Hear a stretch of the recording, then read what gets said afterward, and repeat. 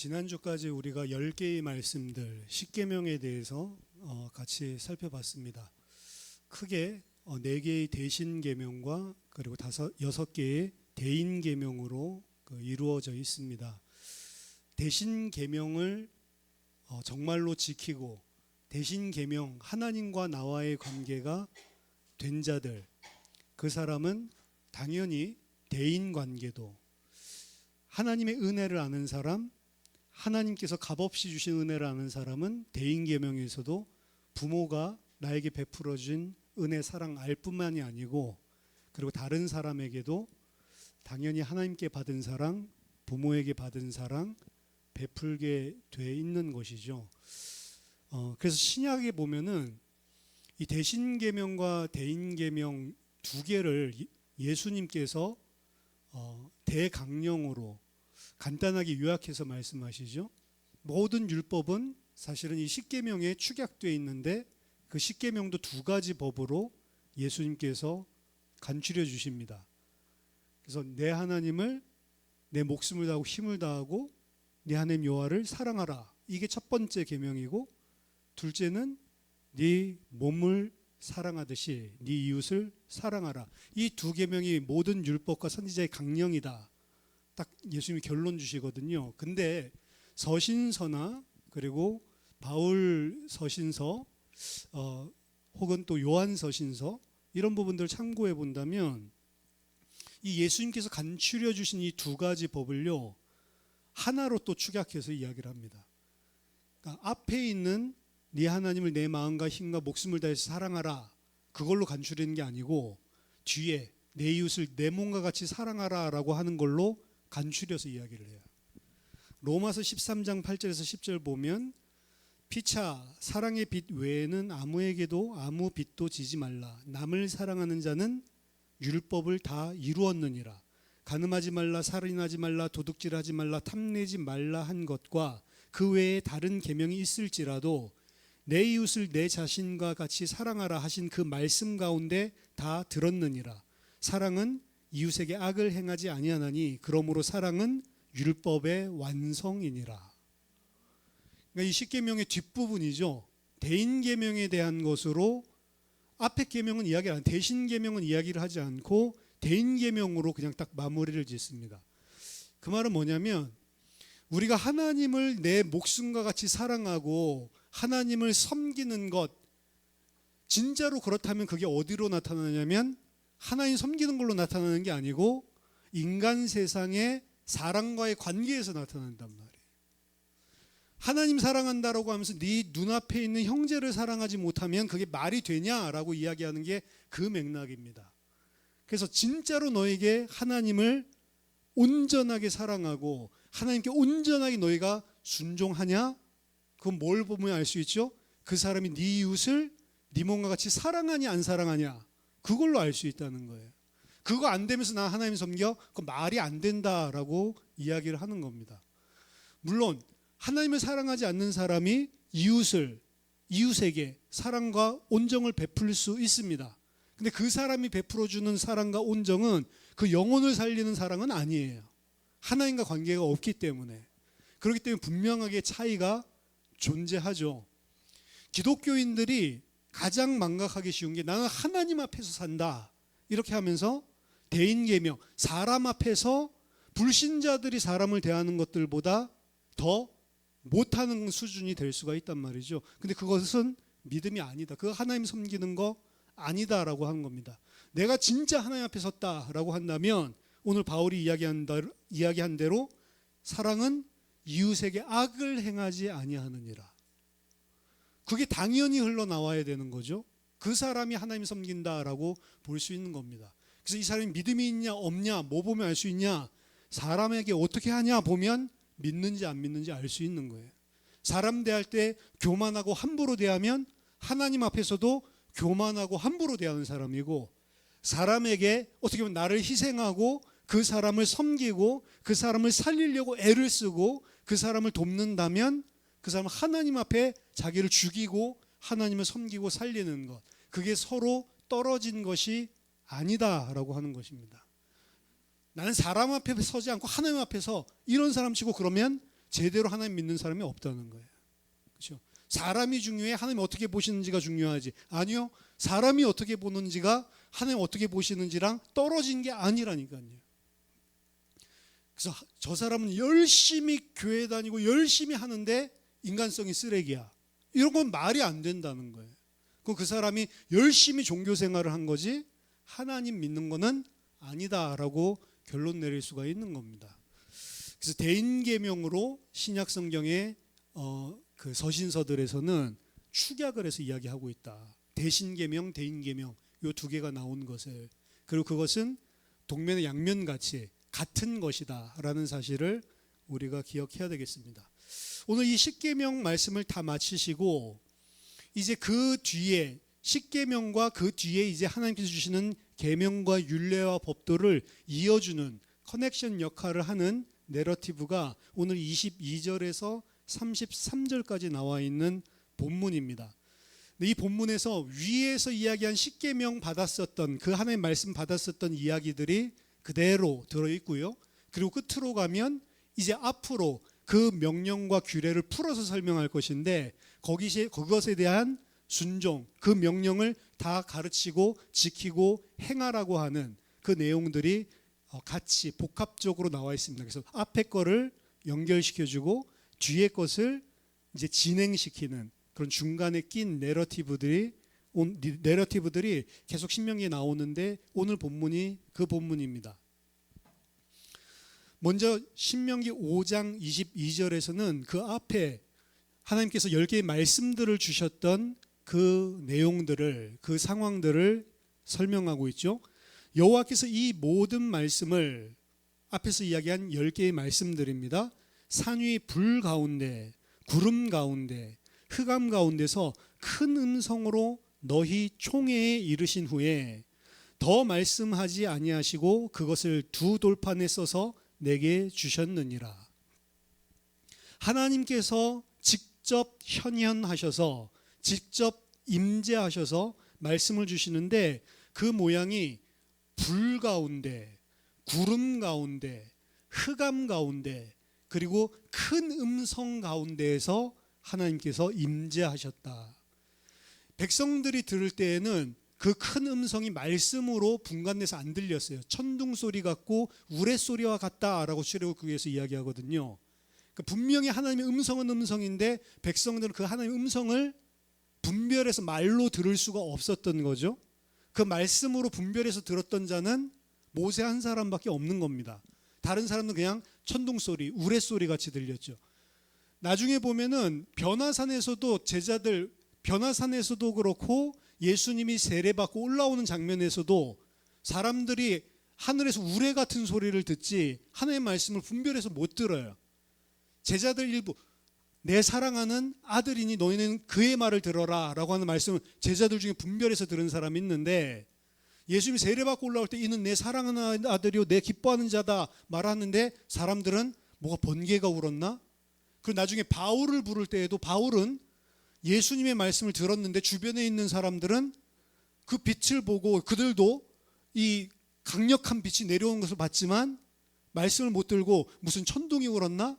이렇게 듣죠. 이 백성들은 하나님의 현현과 임재를 받는데 말씀을 직접적으로 듣지는 못하고 천둥소리, 우레소리로 들었습니다. 근데 그 장면 자체가 이 사람들에게는 굉장히 충격적이고 두려웠던 것 같습니다. 왜냐하면 하나님의 임재가 불과 구름과 흑암과 천둥, 우레소리로 나타나는데 이건 전부 다 구약에서 심판을 상징하는 거예요. 그러니까 인간이 그 심판, 그 하나님의 위엄과 그 하나님의 영광 앞에 두려워 떨 수밖에 없는 것입니다. 하나님의 말씀을 분간하지 못하는 사람들이 하나님 앞에 섰을 때의 두려움이죠. 아무리 찢고 까분다고 해도 진짜 하나님 앞에 서면 다 사시나무 떨듯이 떨게 돼 있는 게 인간의 실존이란 말이에요. 근데 하나님 없다고, 하나님 임재를 체험하지 못하니까 그러니까 그냥 마구 떠드는 거죠. 하지만 마지막 날의 심판 때에 보면은 모든 열방들이 그 무릎 꿇고 주님 앞에서 벌벌 떱니다. 두려워합니다. 하나님 두려운 줄 모르는데요. 실제로 이들이 하나님의 임재를 딱 경험하고 나니까. 그 이전에도 하나님이 함께 하시는 것들을 애굽에서 많이 봤습니다. 하나님이 10가지 재앙을 통해서 하나님이 역사하시는 것들을 봤죠. 근데 하나님의 직접적인 임재는 그들이 시내산에서 처음 목격을 했거든요. 그때 이 사람들의 반응이 두려워하면서 떨었습니다. 이들을 총회다라고 오늘 22절에서 이야기하고 있거든요.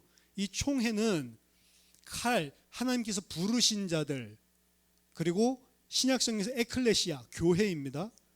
교회가 하나님 앞에, 하나님의 임재 앞에 섰는데 두려워하며 떨고 있는 장면입니다.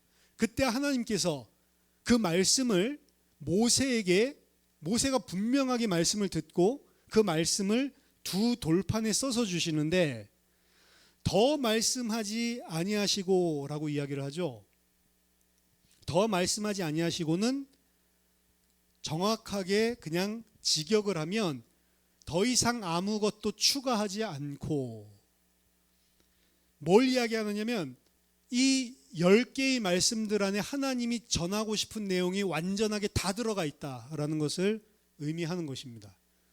그래서 사실은 구약에서 많은 이야기들을 하고 있지만 많은 하나님의 계명, 명령, 율례, 법도 이런 것들이 이 십계명 안에 들어있다는 거예요. 10개의 말씀들 안에 완전하게 다 들어있고 아무것도 추가할 게 없다. 더 이상 덧붙일 게 없다. 그래서 이 10개의 말씀들의 완전성을 이야기하는 거고, 두 돌판에 써주신 것은 지난번에도 말씀드렸지만 영원성, 변하지 않는다. 언약의 영원성이기도 하고, 이 하나님의 뜻, 하나님께서 이 말씀 안에 주신 하나님의 뜻, 계명이 영원하다라고 하는 것을 상징하는 겁니다. 이스라엘 백성들은 그 사건을 분명하게 체험을 했죠. 23절, 24절, 산이 불에 타며 캄캄함 가운데에서 나오는 그 소리를 너희가 듣고 너희 지파의 수령과 장로들이 내게 나와 말하되, 우리 하나님 여호와께서 그의 영광과 위엄을 우리에게 보이심에 불 가운데에서 나오는 음성을 우리가 들었고, 하나님이 사람과 말씀하시되 그 사람이 생존하는 것을 오늘 우리가 보았나이다. 하나님의 현현을 분명히 받고 하나님의 임재를 분명히 받고, 이건 하나님이 불 가운데 말씀하신다는 것을 우리가 분명히 목격했습니다. 그리고 또 한 가지 목격한 거 더 이야기하는데, 하나님이 한 사람과 말씀하시는데 그 사람이 죽지 않고 생존하는 것을 우리가 보았습니다. 이것은 모세에 대한 이야기입니다. 자기들도 나중에 이야기하지만 지금 여기서 이야기하는 그 한 사람은 모세 이야기를 하는 거예요. 이시라고 이야기하거든요. 한 사람이 하나님과 직접 대화를 하고 하나님의 말씀을 들었는데 그 사람이 생존한 것을 우리가 보았다. 이스라엘 백성들은 하나님의 음성을 우레소리, 천둥소리로 들었지만 모세는 하나님의 음성을 말씀으로 정확하게 들은 유일한 사람이었습니다. 이스라엘 백성들은 그 모세가 하나님의 말씀을 듣고도 사실은 자신들은 하나님이 계신 그 임재하시는 곳 끝까지 올라가지 못하고 산 중턱, 아무리 많이 올라가도 산 중턱에 있었거든요, 장로들이. 근데 모세만 하나님 앞에 정상까지 올라가서 그 말씀을 직접적으로 들었는데 그 사람이 죽지 않고 산 것을 보았다라고 고백하거든요. 이 모세는 구약의 그래서 최고의 선지자입니다. 하나님과 대면하여 말씀을 받고 죽지 않은 사람. 그래서 이들이 요청하는 거죠. 그 모세가 우리의 중재자가 되어달라고. 이 사실을 이스라엘 백성들이 실제 경험하고 자신들이 먼저 하나님께 고백을 합니다. 그리고 그들은 이제 우리가 죽을 까닭이 무엇이니까 이 큰 불이 우리를 삼킬 것이요, 만일 우리가 우리 하나님 여호와의 음성을 다시 들으면 죽을 것이라. 육신을 가진 자로서 우리처럼 살아계시는 하나님의 음성이 불 가운데에서 발함을 듣고 생존한 자가 누구니까. 얼마나 두렵고 떨리냐면 그 앞에까지 가지도 못하고 산 중턱에서 봤는데도 이거 한 번만 더 경험하면 죽을 것 같다라는 두려움이 몰려든 것입니다. 그게 하나님의 영광이고 하나님과 피조물의 격차예요. 아무리 우리가 쉽게 하나님 이야기하지만 그 앞에서 우리는 두려움에 떨 수밖에 없고, 그 무한한 격차가 우리를 무릎 꿇게 만드는 것입니다. 그게 하나님을 직접적으로 그 임재를 체험한 사람들의 고백 속에서, 이 사람들 믿음 좋은 사람들이 아니에요. 이 사람들 경건해서 이런 말을 하는 게 아닙니다. 근데 그 하나님을 직접적으로 조금만 경험을 하니까 그 하나님 앞에 이렇게 자신들이 어떤 존재인지가 드러나는 거죠. 그 하나님이 다시 한 번만 더 그런 모습으로 우리 앞에 나타나신다면 우리 죽을까 두렵습니다 라고 이야기를 합니다. 그리고 자신들과 같은 체험을 한 사람도 없다라고 고백하죠. 모세 정도는 아니지만 누가 육신을 가진 자로서 우리처럼 살아계신 하나님이 불 가운데서 음성이 바라는 것을 듣고 산 자가 있겠습니까? 타민족들은 자신들이 아무리 섬기는 신이라고 그 앞에, 그 임재 앞에 나간다고 해도 그 자신들이 깎아놓은 우상 앞에 나가가지고 그게 하나님이라고 하는 거거든요. 그 사람들은 절대로 이 체험을 못하게 되어 있습니다. 근데 그 이방 민족들과 달리 자신들은 그걸 갖다가 목도했거든요. 그때 이들이 어떻게 보면 자연스럽게 하나님 앞에서 당연히 나와야 될 반응들이 지금 나오고 있는 거예요, 사실은. 모세뿐만 아니라 이스라엘 백성들 또한 하나님의 백성들의 총회로서, 교회로서 하나님께서 구별하셨다라는 것을 알 수 있습니다. 그 하나님의 현현을 경험하고 난 후 그들이 깨달은 것, 또 한 번만 이런 경험을 하면 죽을 것 같다. 극도로 어떻게 하면 경외심을 가지게 된 거죠. 이상한 것이 아니고 당연한 반응이었습니다. 하나님의 절대성, 초월성, 하나님의 위엄과 영광이라고 하는 것은 죄인인 인간들을 압도하는 것입니다. 이스라엘 백성들뿐만 아니라 선지자들도 마찬가지였어요. 그 하나님의 현현을 체험하면 압도당했다고요. 이사야서 6장에도 나오죠. 이사야가 그 하나님의 현현 앞에 섰을 때 나는 화가 있도다. 내가 육신을 가진 자로서 하나님을 봤구나 라고 하면서 나는 이제 죽었구나. 덜덜덜 떨죠. 계시록에서도 보면 요한이 하나님의 임재를 체험했을 때 그 앞에 사시나무 떨듯이 엎어져 가지고 덜덜 떨죠. 인간의 실존입니다, 그것이. 그리고 그들의 이러한 반응은 그들이 절대적으로 하나님을 경외하는 상태로 몰아들어갑니다. 하나님은 우리랑 같은 분이 아니시구나. 우리가 함부로 할 수 있는 분이 아니시구나 라고 하는 것을 깨닫고 압도당합니다. 그래서 신명기 5장 27절에 이들이 제안합니다. 당신, 모세죠. 당신은 가까이 나아가서 우리 하나님 여호와께서 하시는 말씀을 다 듣고 우리 하나님 여호와께서 당신에게 이르시는 것을 다 우리에게 전하소서. 우리가 듣고 행하겠나이다. 이 선지자직이 만들어지는 배경입니다. 하나님 먼저 주신 게 아니고 이스라엘 백성이 간청해서 선지자직을 제안하는 것입니다. 하나님, 우리는 도저히 우리 이 모습 가지고 하나님의 말씀을 직접 받는 것을 감당하지 못하겠습니다. 모세가 우리의 대표로 하나님과 이스라엘 백성 사이의 중재자로 서서 하나님의 말씀을 다 듣고 그 하나님의 말씀을 우리에게 이르게 해 주십시오. 그러면 우리가 그 모든 말씀을 다 하나님의 말씀으로 듣고 우리가 행하겠습니다 라고 이야기하는 겁니다. 사실 모세가 그들 앞에서 직접 하나님의 말씀을 받는 이 모습을 보지 않았다면 이런 제안을 자신들과 다른 수준으로 하나님이 함께 하신다라는 것을 본 것입니다. 그래서 이 모세는 신약으로 따지면 예수 그리스도의 그림자고 모형입니다. 하나님으로부터 직접 말씀을 들을 수 있는 유일한 자, 하나님의 뜻을 그대로 다 듣고 우리에게 다 알려줄 수 있는 유일한 중재자. 구약에서는 모세죠. 나중에 신명기 18장에 보면 모세와 같은 선지자를 한 명 더 보내시겠다라고 예언하시거든요. 그래서 구약에서 이스라엘 백성들이 메시아를 기다린다고 했을 때 그 신명기 18장에 나오는 선지자 모세가 앞으로 너희들 중에 이렇게 나와 같은 선지자, 그래서 메시아를 뭐라고도 불렀냐면 the prophet, 그 선지자라고도 불렀습니다. 당신이 그 선지자냐라고 예수님한테 묻거든요. 그 말은 당신이 메시아냐, 하나님의 모든 말씀을 다 듣고 우리에게 그 말씀을 전달하고 가르칠 그 선지자가 바로 당신이냐라고 묻는 거거든요.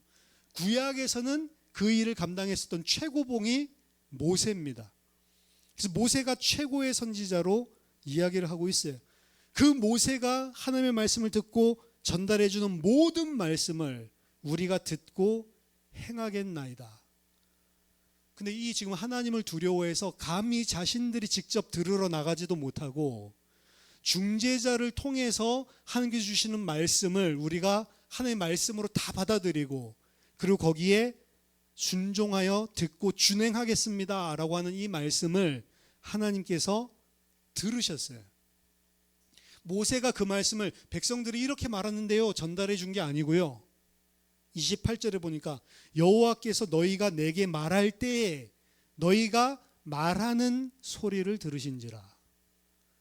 모세가 전달할 필요도 없어요. 백성들이 그 생각 가지고 모세에게 말하고 있는데 그 말하고 있는 중에 여호와께서 그것을 들으셨다. 앞에 보면 여호와께서 말씀하시는 것을 하나님의 백성들이 듣지만 하나님 또한 하나님의 백성들이 말하는 것을 듣고 계세요. 그것도 실시간으로. 그렇죠? 여호와께서 내게 이르시되 이 백성이 내게 말하는 그 말소를 내가 들은즉 그 말이 옳도다. 하나님이 칭찬하십니다. 옳도다라고 하는 것은 선하다, 토부에서 나온 동사예요. 토부를 동사형으로 썼는데 히필형으로 썼습니다. 히필형이 뭐야? 히필형은 행위가 일어나게 만드는 것. 그냥 나를 기쁘게 했다. 이 백성들이 지금 생각하고 있는 생각, 그 백성들이 지금 하고 있는 말이 나를 기쁘게 만들었다라고 하는 것입니다. 그럼 이 백성들의 상태가 어떤 거죠? 하나님이 어떤 분이신지 내가 누군지를 알고 바짝 엎드려져 있는, 그리고 그 하나님의 말씀을 우리는 다 듣고 우리가 행하겠습니다 라고 했을 때 하나님이 기뻐하셨다. 하나님이 백성에게 기뻐하시는 게 이거예요. 하나님이 누구신지를 알고 내가 누구인지를 깨닫고 그 하나님이 말씀하시는 것을 우리가 다 듣고 우리가 행하겠습니다 라고 하는 이 상태가 하나님을 기쁘시게 한다. 여러분, 우리가 하나님을 위해서 뭔가 큰 일을 하기 때문에 기뻐하는 게 아닙니다. 우리가 하나님을 하나님으로 인정하고 내가 그 하나님 앞에 누군지를 깨닫고 그리고 그 하나님의 말씀을 내가 온전하게 듣고 내가 행하겠습니다 라고 하나님 앞에 고백하고 우리 마음이 그렇게 섰을 때 하나님을 기쁘시게 만든단 말이에요. 다만 그들이 항상 이 같은 마음을 품어 나를 경외하며 내 모든 명령을 지켜서 그들과 그 자손이 영원히 복받기를 원하노라. 출애굽기에 보면 이 모세가 그 말씀 그 현현 임하고 나서 백성들이 언약하거든. 지금 이게 출애굽기에 일어났던 20장, 19장, 20장에서 일어났던 이야기입니다. 그때 이 백성들이 이 고백을 한단 말이에요. 우리가 하나님의 말씀 다 순종하겠습니다라고 고백을 한다고요. 그래서 하나님의 언약 체결하러요. 그 이후에 모세가 올라가서 사실은 두 돌판을 가지고 내려오는 거거든요. 언약서를, 계약서를 가지고 내려오는 거거든요. 지금 여기서는 짧게 한 번의 사건으로 이야기를 하고 있지만 나중에 신명기 10장인가요? 넘어가면 거기에 대해서 자세하게 설명을 하고 있거든요. 10장에서 11장 전반까지. 이게 한 3번 걸쳐가지고 일어나는 일입니다. 그 언약 파기하죠. 그래서 두 돌판 깨버리고 다시 두 돌판을 만들어서 하나님 다시 말씀 새겨줘서 언약이 성립하게 되는데, 원래 처음에 이스라엘 백성들이 이렇게 전심을 다해가지고 하나님을 기쁘시게 하는 행위로 우리가 하나님과 언약을 맺고 그 말씀을 순종하겠습니다 했었단 말이에요. 그래서 이제 계약 체결하러 올라갔는데 그 40일 사이에 황금송아지 만들고 있었단 말이에요. 사실은. 그러니까 여기서 막 지금 이 상태가 내가 너무 기쁘다. 다만 이것을 지금만 이렇게 하지 말고 항상 이 같은 마음을 품어라. 우리가 이게 은혜 받는 거 진짜 하나님을 기쁘시게 하는 마음이 없는 게 아닙니다. 하나님의 백성이 총회가 말씀 들을 때 은혜 받고 깨닫고 이러면 하나님 봤을 때도 야, 이제 너가 좀 믿는구나.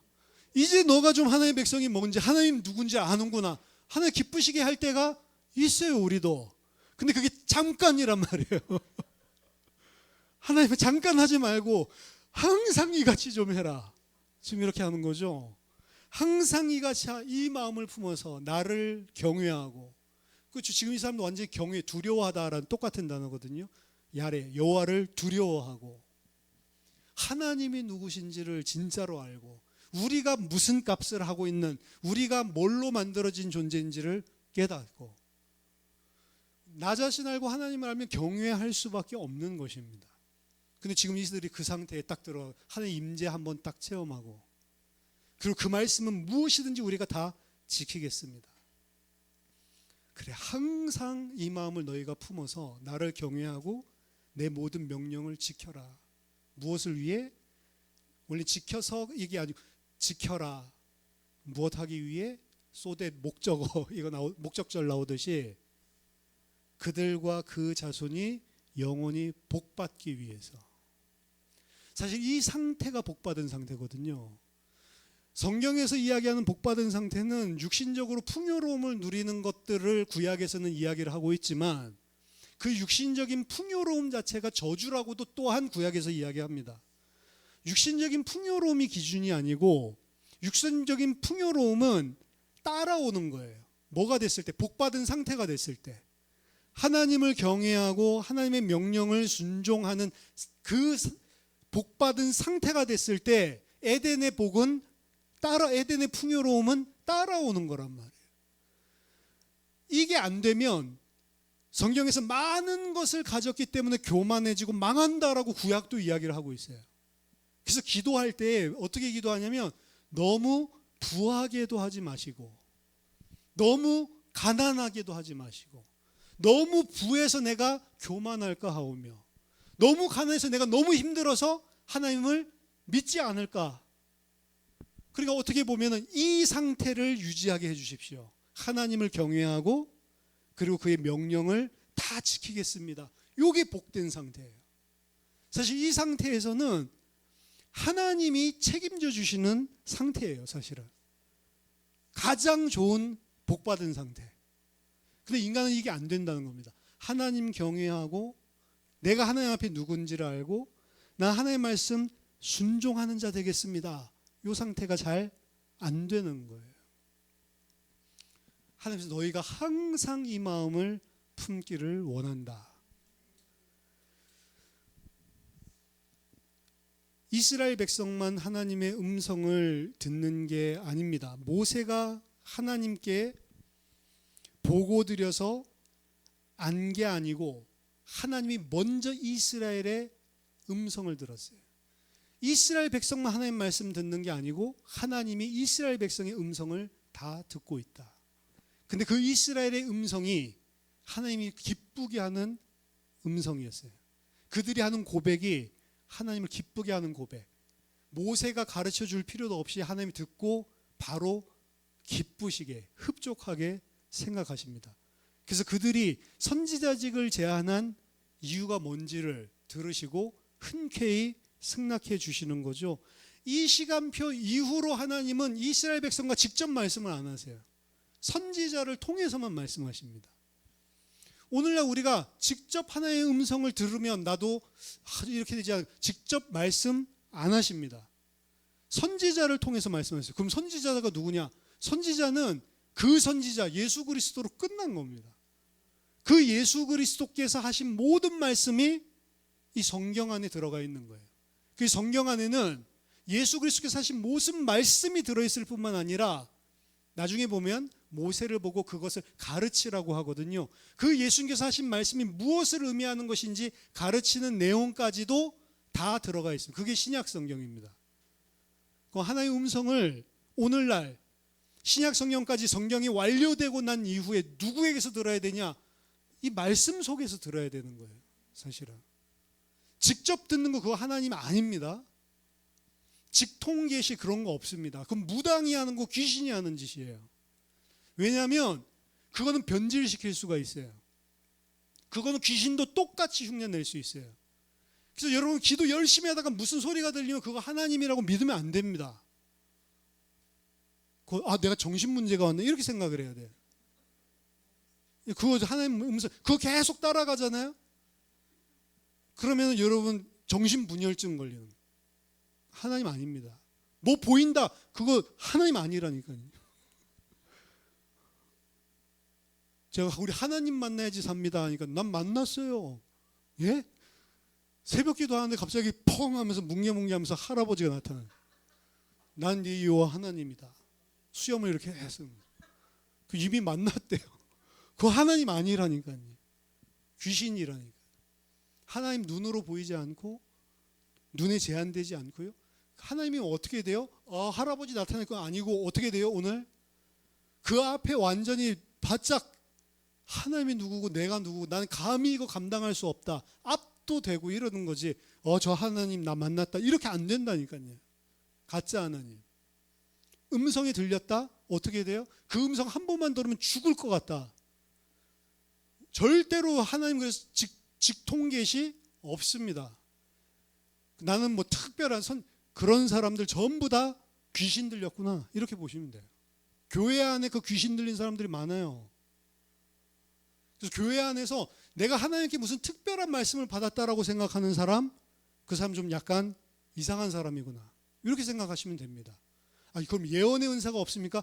성경에서 나오는 모든 신약에 나온 예언은요, 그 예언이 아니에요. 무당처럼 점쳐주는 예언이 아니고 하나님의 말씀입니다. 그게 다 말씀 가지고 그 상황에 대해서 답을 주는 거예요. 말씀 가지고 그 상황에 대해서 설명해 주는 게 예언이지, 우리가 생각하는 미래 알아맞추고 이런 예언은 하나도 없어요. 신약에서. 언제 이후 아가보라고 하는 선지자가 있었잖아요. 신약 시대에도. 기근이 크게 들리라라고 이야기했던 사도행전에 보면. 근데 그런 미래를 예언하는 그런 선지자의 예언적인 기능들 있잖아요.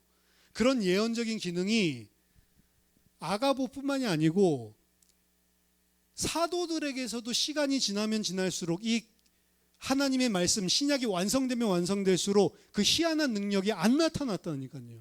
점점.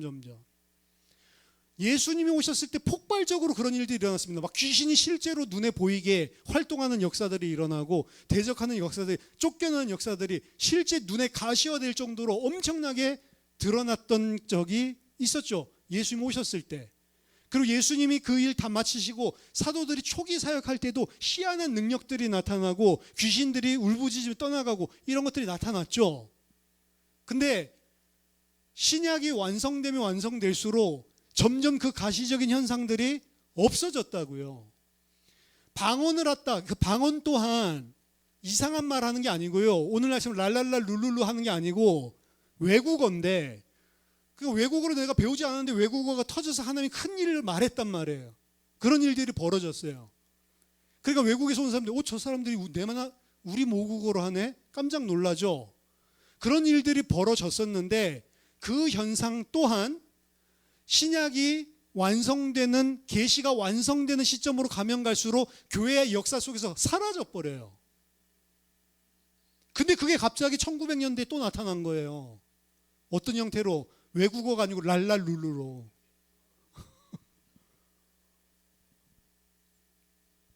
유튜브 찾아보니까 그거 3시간, 6시간 해놓은 거 녹음해놓고 이거 틀어놓으면 영빨을 받는다고. 그거 들어보세요. 똑같은 말 계속 하고 있지. 예수님 그런 거 기도하지 말라고 하잖아요. 중언부언하지 말라고. 그 이방인들이나 하는 짓이라고. 이교도들이 주문 외우는 그런 짓들 하지 말라고 이야기하죠. 근데 똑같이 그냥 주술 외우는 거예요. 옴마니 밤에 홍, 그건 비슷하잖아. 법사들 옴마니 밤에 홍 이거 하잖아요. 똑같은 거 계속 반복해. 그게 귀신 부리는 주술이라면서요. 그거 가지고 다 부리잖아요, 걔네들이. 근데 성경에는 그런 게 없어요. 그런 이상한 방언도 없고. 말씀이라고, 말씀. 어떻게 오늘날 우리에게 선지자가 말씀하시냐? 기록된 말씀을 통해서 우리에게 하나님께서 말씀 주신다고요. 기록된 말씀 외에 더할 것이 없게 하신 게 오늘 십계명에서 나왔죠. 나중에 계시록에서도 나옵니다. 여기에 또 다른 말을 더하는 자는 성경에 있는 모든 저주로 다 저주할 것이고, 여기에 있는 성경에서 만약에 뺀 사람이 있으면 여기에 있는 생명의 복을 그에게서 다 빼앗겠다. 완전성을 이야기한다고요. 성경에. 그 말씀을 우리가 청종하겠습니다. 그 말씀대로 행하게 했습니다. 그때 하나님이 내 마음을 기쁘게 했다. 너희들이. 하나님은 구약 때나 지금이나 똑같습니다. 이 마음 상태로 우리가 하나님 경외하기를, 그리고 이 마음 상태로 하나님의 모든 말씀을 듣기를, 그리고 이 마음 상태로 그 하나님의 말씀을 준행하기를, 우리가 그런 마음을 탁 품었을 때 하나님이 기쁘시다. 그때 우리에게 오는 게 복이고 영원한 생명이다 라고 이야기하고 있는 겁니다. 30절에 가서 그들에게 각기 장막으로 돌아가라 이르고, 자, 이 총회가 이 마음을 품었을 때 이제 너희들은 각기 너희들의 장막으로 돌아가라. 그 말은 이 마음을 품고 각기 장막에서 살아라. 예배는 가할 하나님 앞에 총회로 모였을 때만 예배가 아니고요, 각각 자기 장막, 자기의 집, 자기 삶의 현장에 돌아가서도 항상 이 같은 마음을 품고 여호와를 경외하는 자로 사는 것, 그것이 예배입니다. 하나님의 모든 명령을 듣고 지키는 자로서 사는 것, 그게 하나님이 원하시는 것이고 하나님을 기쁘시게 하는 것이다.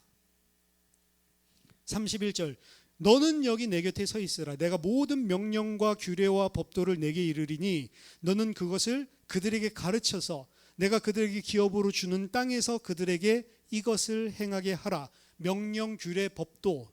이 명령은 십계명을 이야기한다, 이렇게도 이야기합니다. 이 신명기 안에서. 그리고 규례와 법도는 두 가지라고 그랬죠. 규례는 그 명령을 실제 삶 속에서 어떻게 행할 것인지 풀어준 하나님의 말씀, 규례. 법도는 어떻게 제의식, 재래의식, 어떻게 하나님 앞에 재래의식을 드릴 건지, 피제사라든지 뭐 절기라든지 이런 것과 관련된 종교의식들. 이 두 가지가 어디서 나온 거냐? 앞에 나온 명령, 10개의 말씀들에서 다 파생되어서 나온 거란 말이죠. 하나님께서는 십계명으로 이게 완전한 말씀이다 라고 줬지만, 모세는 그 이후에 그 명령에 근거한 규례와 법도를 계속 가르칩니다. 그게 이제 신명기에 지금 계속 나올 거거든요. 너는 여기 내 곁에 머물라. 내가 모든 명령과 규례와 법도를 너에게 이르겠다. 그것을 너는 백성들에게 가르쳐서 이것을 행하게 하라. 자, 여기서 선지자의 역할, 모세의 역할인데, 하나님께서 규례와 법도를 모세에게 가르쳐 주시면 그 규례와 법도는 말씀에서, 명령에서, 10개의 말씀에서 파생된 것인데, 규례와 법도를 모세에게 가르쳐 주면 그것을 이스라엘 백성에게 규례와 법도를 전달하는데, 그냥 하나님 말씀을 그대로 전달하는 게 아니에요. 벌바팀으로 그냥 문자 그대로 딱 받은 걸 그대로 전달해 주는 게 선지자의 역할이 아닙니다. 뭐라고 나와 있죠? 너는 백성들에게 가르쳐서 이것을 행하게 하라. 그래서 이 신명기 안에서는 그냥 출애굽기에서 받은 것들 쭉 법도를 써놓은 것에서 그치는 게 아니고, 신명기는 설교라고 그랬죠. 가르치는 거예요, 하나하나. 그리고 그게 선지자의 역할입니다. 왜냐? 그 법도를 무슨 의미를 가지고 있는지를 잘 가르쳐줘야 이 백성들이 행할 수 있다라고 하는 거죠. 모세가 구약 최고의 선지자로서 해야 될 일, 하나님의 규례와 법도를 이스라엘 백성에게 가르쳐서 그들로 하여금 그것을 행하게 만드는 것, 그게 모세의 가장 큰 사명이죠.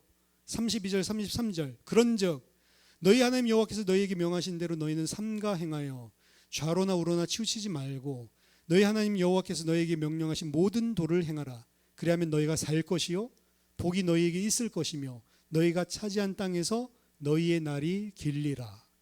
마지막 32절 33절은 최종적으로 이 모든 것들을 종합해서 모세가 백성들에게 명령하는 것입니다. 그런즉 너희는 여호와께서 너희에게 명령하신 대로 삼가 행하여, 조심하게 주의하여 그 말씀대로 행하여 좌로나 우로나 치우치지 말고, 하나님 말씀하시는 그 길로 그대로 가라는 거죠. 좌로나 우로나 치우치지 말고, 너희 하나님 여호와께서 너에게 명령하신 모든 길대로 걸어가라. 그 도를 행하라라는 소리입니다. 그리하면 너희가 살 것이고, 그리하면 너희에게 복이 있을 것이고, 그리하면 너희가 그 땅, 하나님 주시는 그 유업의 땅에서 너희의 날이 길 것이다.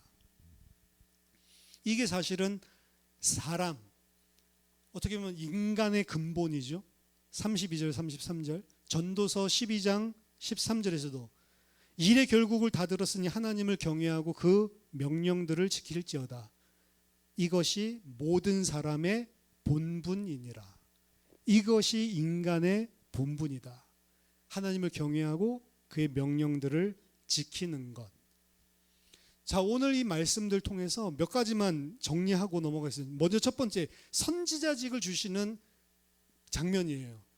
이 이후로 이제 선지자직에 대해서 나중에 18장에서도 더 자세하게 설명을 하는데, 백성들이 먼저 제안을 했고 하나님이 그것을 기쁘게 받아들여서 선지자직을 허락하십니다.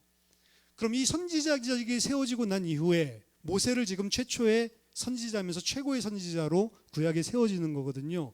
모세가 전달하고 가르치는 말씀은 모세의 말이 아니고 그 말의 근원은 하나님께 있다라고 하는 것입니다. 하나님이 백성들에게 직접 말씀하지 않고 모세를 통해서, 선지자를 통해서 말씀하신다는 거죠. 특히 18장에서는 그게 하나님의 말씀인지 아닌지 어떻게 분별할 수 있냐라고 하는 분별법에 대해서도 가르치고,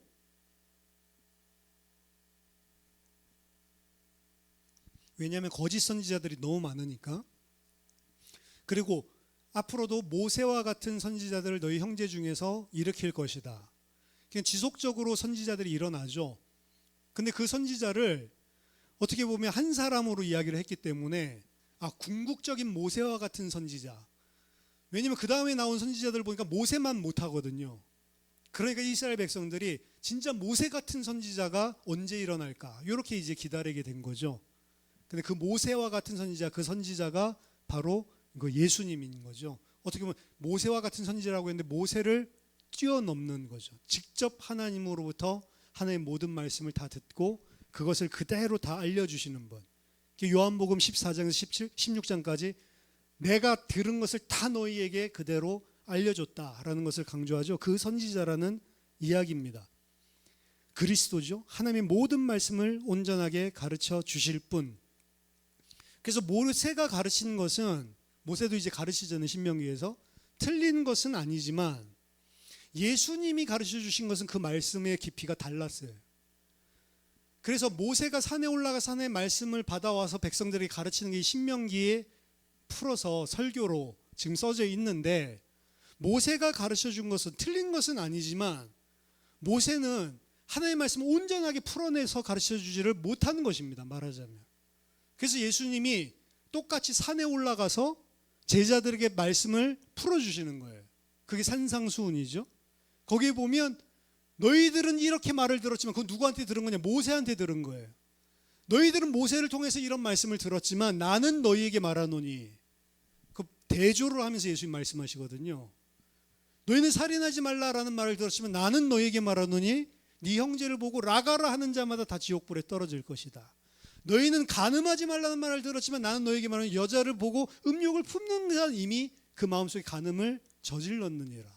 예수님, 진짜 하나님이 가지고 있는 진의가 무엇인지를 밝혀주시는 거죠. 누구든지 하나님 앞에 의로울 수가 없다라고 하는 겁니다. 그래서 율법의 마침은 그리스도다. 그리스도께서 율법의 마침이 되시니라. 오늘 아침 방송에서도 나오던데 마침은 텔로스라니까요. 율법을 끝냈다라는 게 아니고 율법의 최종 목적지가 예수 그리스도다. 그리스도는 율법의 최종 목적지가 되셨느니라. 율법은 우리로 하여금 그리스도가 필요하다는 사실을 깨닫게 만들어서 그리스도를 믿게 만들어주는 게, 그리스도를 믿음으로 말미암는 의로 우리를 끌고 가는 게 율법이란 말이에요. 예수님께서 그래서 풀어주신 거죠. 사람은 외모만을 보지만 하나님은 중심을 보신다라고 하는 것이고, 중심을 본다라고 하니까 기쁠 수도 있지만 중심을 본다라고 하니까 인간은 두려워해야 되는 거예요.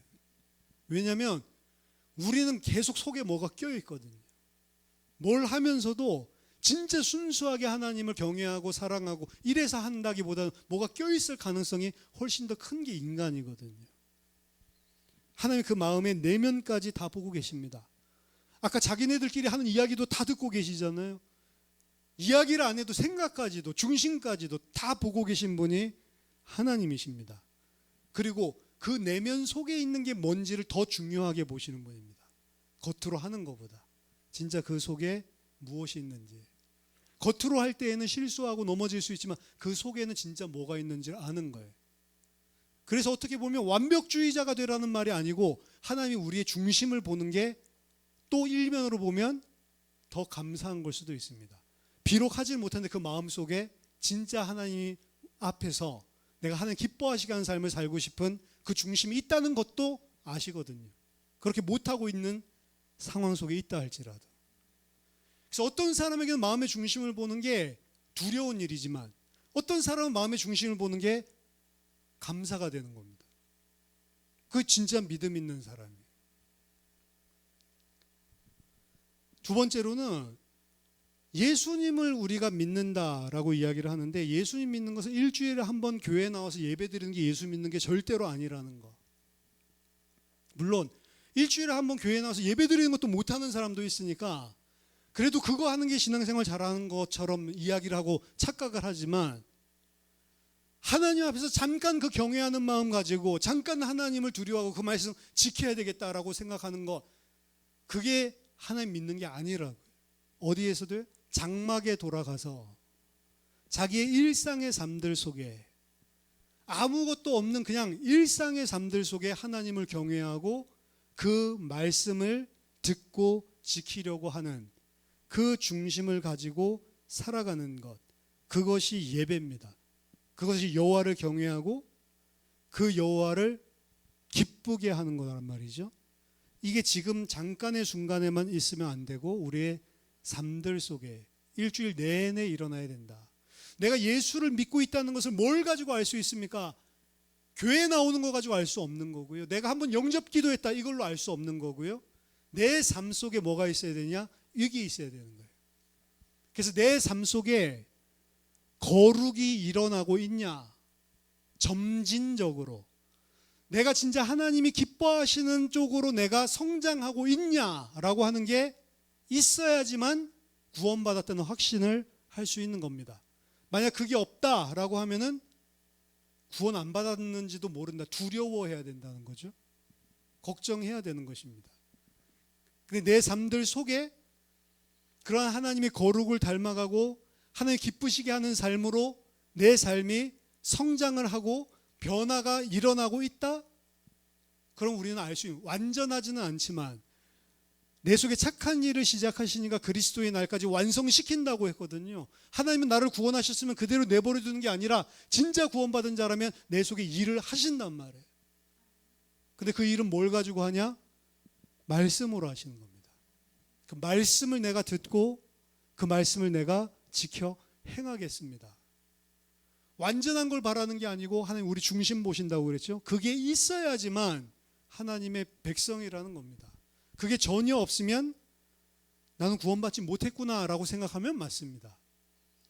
거룩한 열망도 없고 하나님의 백성답게 살 생각도 없고 그냥 예배드리는 것만 다르고 세상 사람들이랑 똑같은 걸 원하고 똑같은 방식으로 똑같은 방법으로 똑같은 목적으로 살아간다. 그걸 하나님 백성이라고 말 안 한단 말이에요. 그것과 구별되게 하기 위해서 건져낸 게 하나님 백성이기 때문에 목적이 달라지고 방법이 달라지고 그리고 삶이 세상 사람들과 구별되게 하나님 앞에서의 삶이 시작돼야 그것을 구원받았다라고 하는 것입니다. 그게 예수 믿는 것이죠. 세 번째,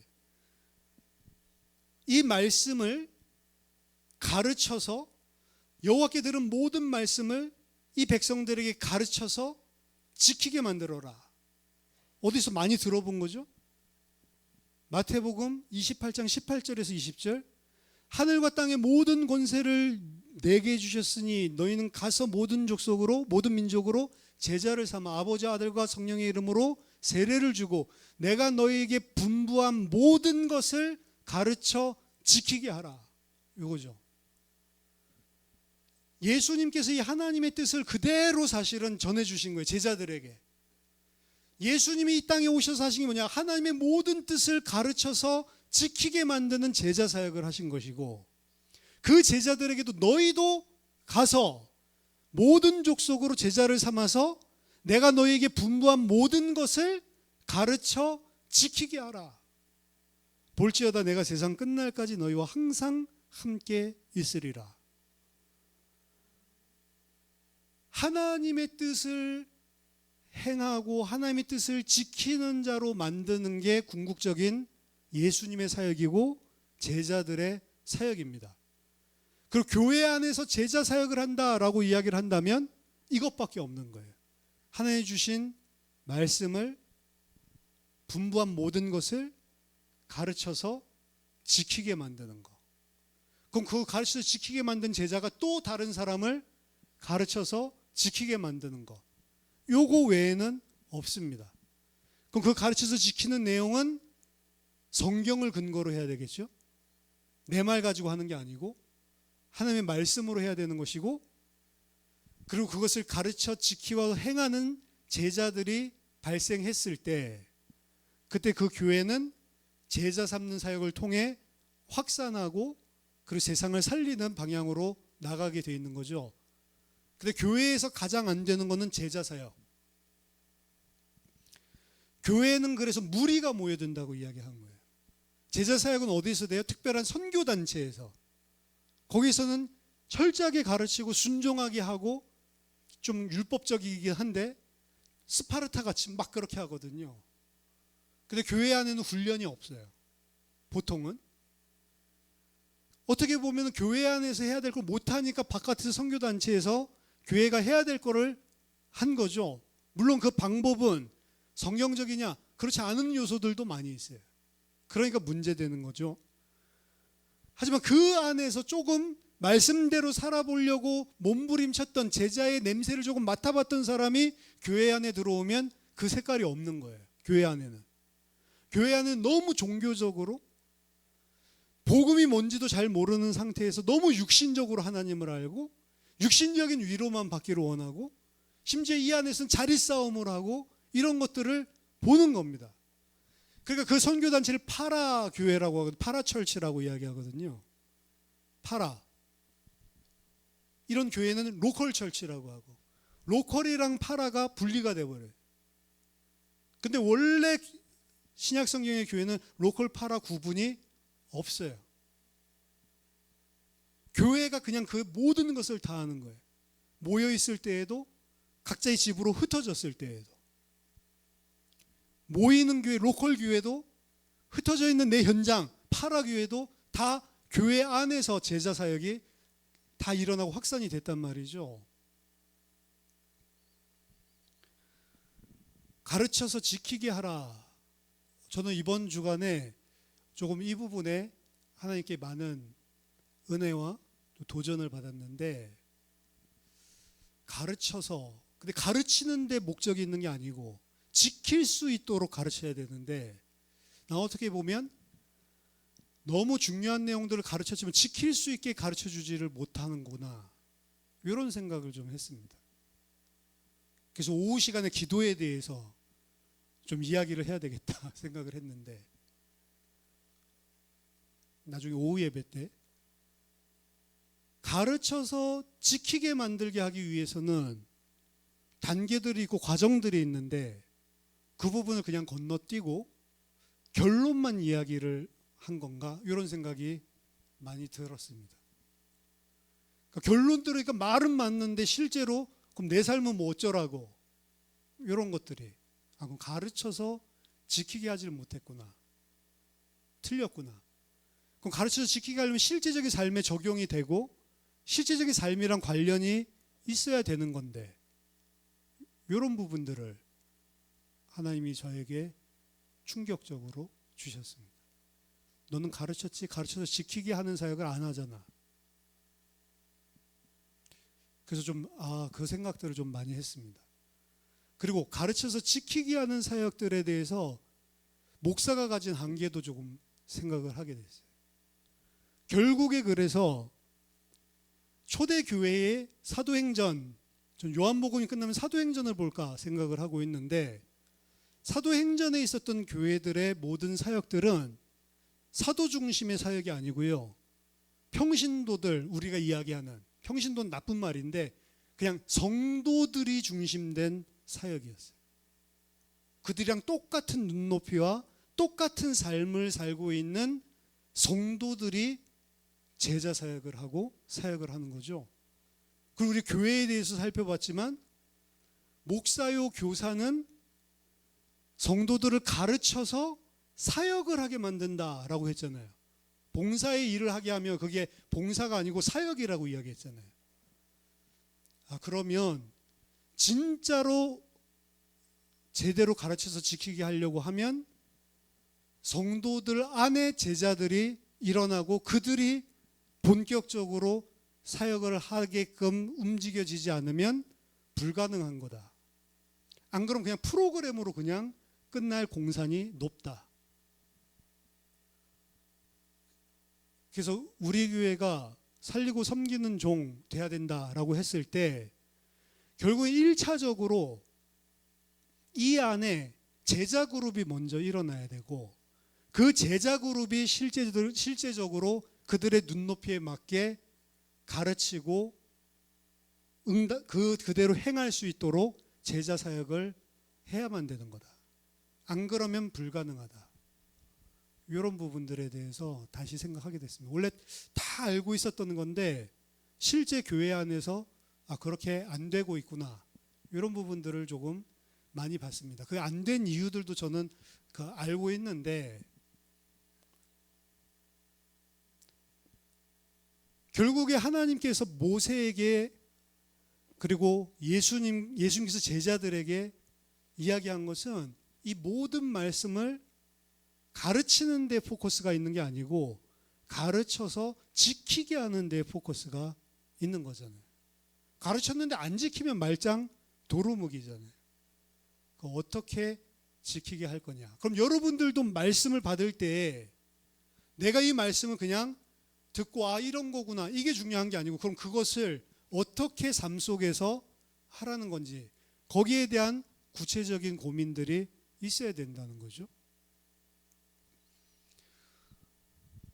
내가 분부한 모든 것을 가르쳐 지키게 하라. 볼지어다 내가 세상 끝날까지, 그 일을 하는 제자들에게 내가 세상 끝날까지 너희와 항상 함께 있을 것이다. 하나님이 항상 함께 하는 그 비밀이, 그 하나님을 기쁘시게 하는, 사실 하나님 오늘 기쁘시게 하는 일들이 일어난 거거든요. 그 일들이 일어날 때 그 일을 하는 제자들에게 항상 함께 하겠다. 저 여러분들이 다 이런 응답을 받는 제자들이 됐으면 좋겠고, 우리 예수 생명교회가 그 하나님의 소원, 하나님을 기쁘시게 하는 그런 제자 공동체로 온전히 응답받게 되기를 예수 그리스도 이름으로 축원합니다. 기도하겠습니다. 살아계신 하나님 아버지, 은혜를 감사드립니다.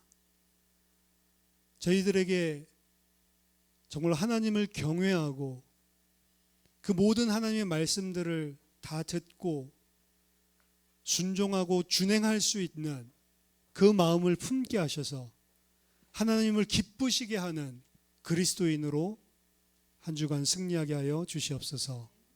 하나님을 영화롭게 하고 하나님을 기쁘시게 하는 자로 하나님 일평생 살아갈 수 있도록, 또한 그런 공동체 될 수 있도록 하나님 우리에게 성령으로 역사해 주시옵소서. 예수 그리스도 이름으로 기도하옵나이다. 아멘.